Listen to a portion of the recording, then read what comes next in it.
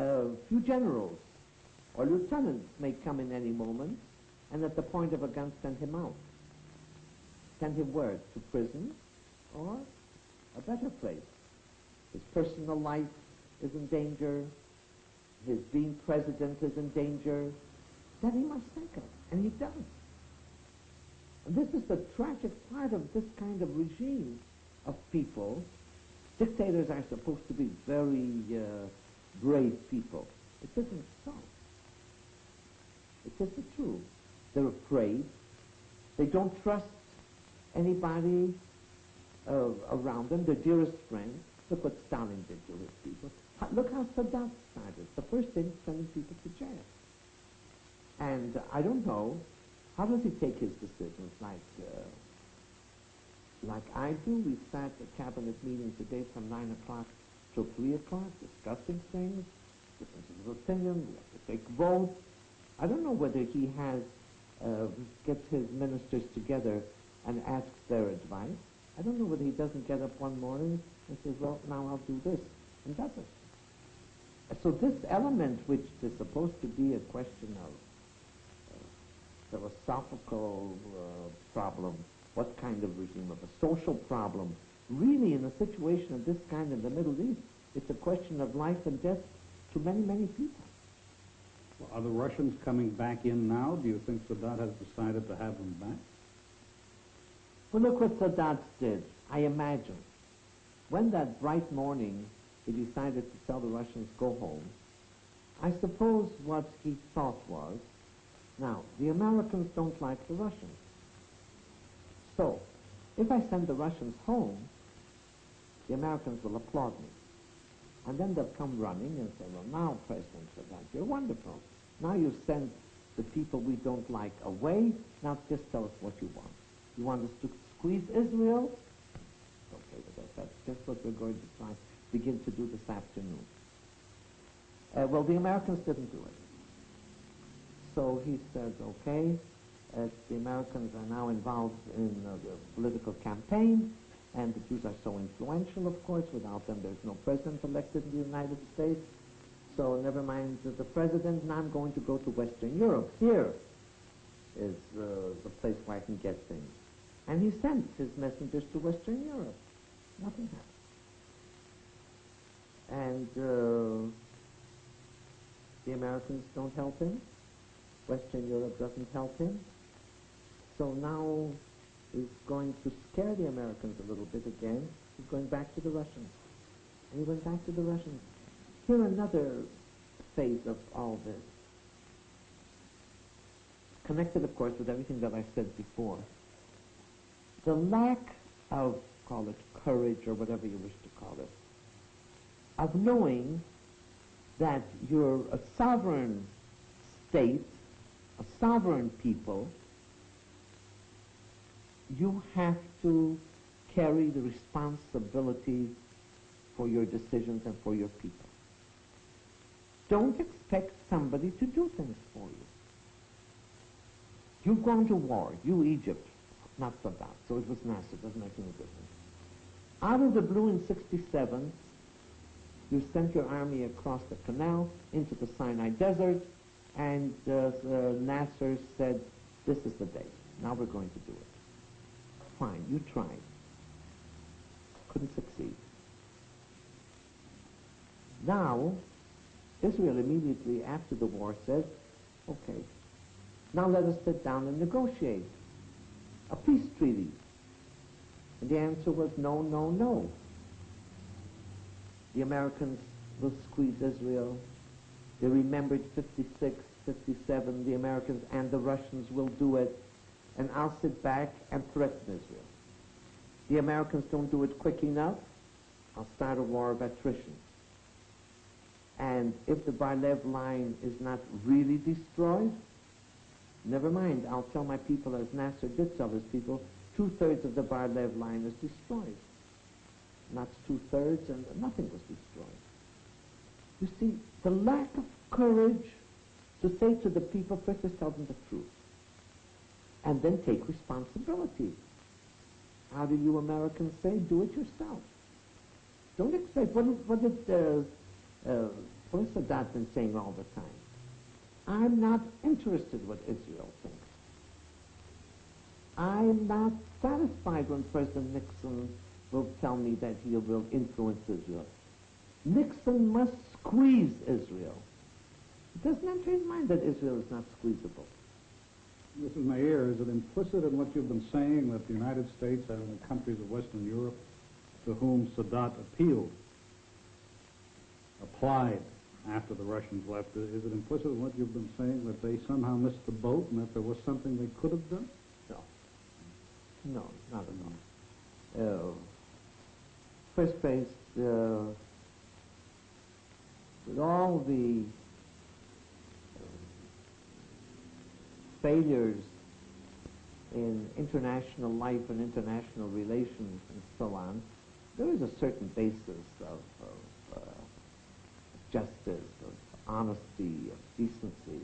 And when we say we're prepared to negotiate, and when we say we're even prepared to carry on indirect negotiations, well, what else is expected of us? What should be expected of us? Certainly the United States has adopted an attitude that we can't and should not be squeezed. The United States is prepared to help that the parties should negotiate, and I think European countries did the same. And now when Sadat went back to Russia, I'm not so sure whether he's so happy with what he's getting from his point of view, and I don't know how things will turn out. But first he sent them out, and he goes back to them. And I don't say that this means that, again, in the near future there will be 20,000 Russians in Egypt. But with the material that they sent come, what do you call them, advisors, instructors, like the particles, they're coming back in small numbers, I suppose. Mrs. Meir, there are 2 points I'd like to ask you about in connection with the territories Israel occupied after the Six-Day War. One has to do with the establishment of Jewish settlements, Israeli settlements in those areas, and sometimes it is said that Israel is creating a fait accompli by settling in these areas, in some cases expelling Arab farmers to do so, in some cases, so it is said, driving people out of their houses to do so, destroying houses and the like. Maybe we just discuss first the question of settlement. What is it you are trying to do in the occupied territory? Exactly what we're doing. In parts of the occupied territories, we're putting up settlements. That's true. We are not destroying Arab houses to put up settlements. We destroyed Arab houses in the miserable refugee camp in the Gaza Strip to widen the roads, right, also for security, because there were nests of terrorists, but also for the welfare of the people, covering up the sewage open canals that were there, and setting up other houses for them, by the way, putting in electricity and water and so on. Now, I know that people say that because we're putting up settlements now, we're as though making it difficult for Arab neighbors to negotiate with us. But immediately after the war, we didn't have settlements, and we were prepared to negotiate peace immediately after the war. Now, we never denied that we will not go back to the 67 borders. We said we want changes. And certainly these settlements represent changes in the borders. But that doesn't mean that we're not prepared to sit down and negotiate. On the contrary, we want to negotiate. And they're not,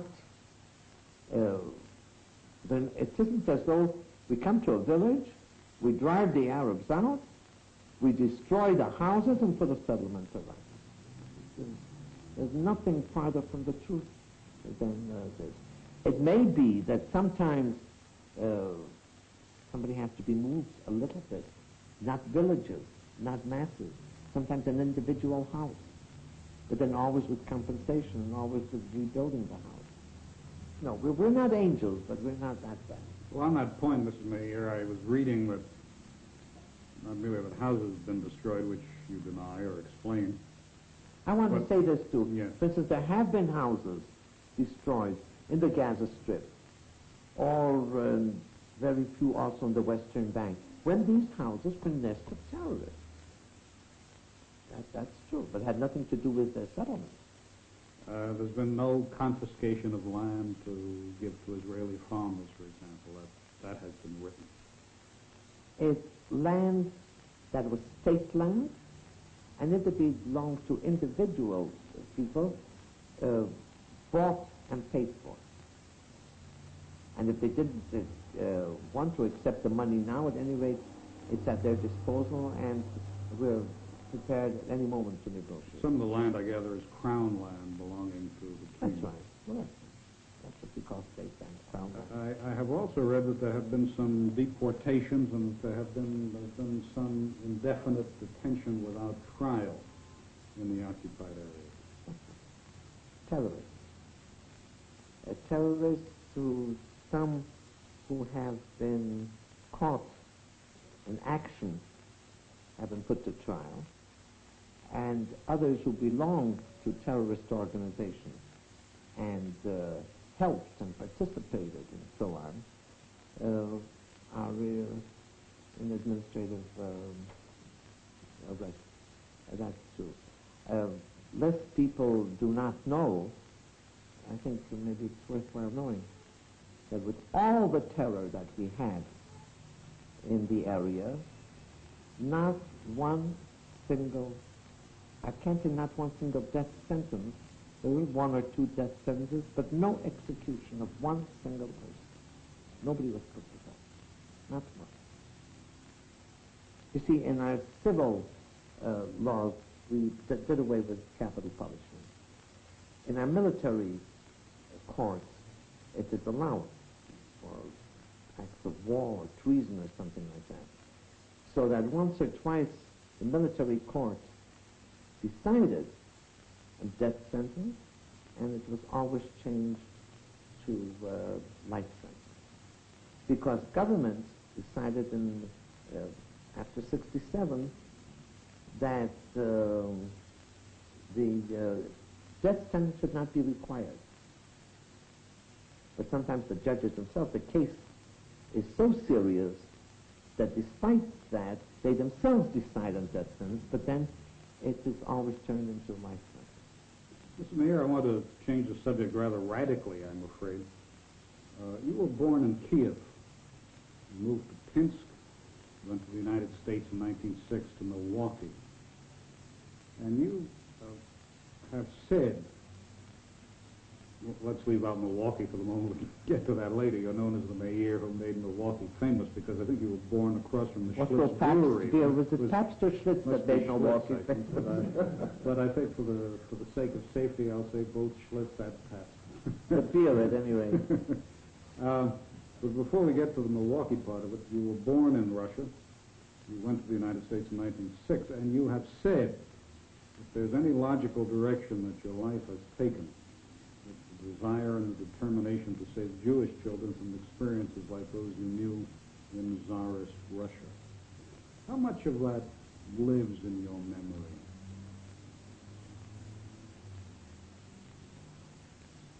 Look, the Jewish people have a very long memory, collectively. And masses of individual Jews have a similar memory. In the United States, if there's still people of my generation, I mean immigrants at that time, this will be a repetitious story. It won't be Kiev, then it will be Vilna, then it will be Kovna, it will be Bialystok, it will be Moscow. It doesn't matter where it will be, but it's the same story. The same story. The first memory of many, many Jews, the first thing they remember, like I, is when my father and the upstairs neighbor were nailing up the doors because the rumors were that there's going to be another pogrom in Kiev, and this wasn't something that so outlandish. There were pogroms after that. At that time, it did not happen. But the horror of standing there and watching what our fathers were doing and knowing that it may happen, that lives in the hearts of many people. Some people, despite that, took a different road. To me, this is something that, as I said, was consciously or not unconsciously, has decided my way in life. Do you find yourself having anything in common then with the Russian Jews who are now coming to Israel? Definitely, but with all Jews. Why not with Jews from the Jewish children, for instance, who live in the ghetto in Syria today and know what it means to live in a ghetto and under terror because they're Jewish?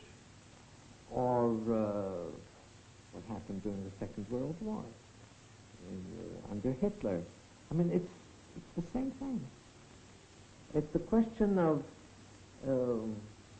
sovereignty. I have 2 generations now of my own that were born here. This is one of the greatest, maybe the greatest thing in my personal life, certainly, that I have a son and a daughter and 5 grandchildren to whom what I tell them about my childhood is a story. They know that that's modern Jewish history and ancient Jewish history, but as far as their personal life is concerned, they knew no fear of that. There were wars. That's true. My granddaughter is through with the army service now. My children were in all the wars, but no fear of a pogrom. No fear of having to hide away. About the Russian Jews who are coming here now, because that is a subject, obviously, that arouses enormous interest. Do you find that the Russian government, the Soviet government, responds to pressure from the outside? Undoubtedly. Undoubtedly.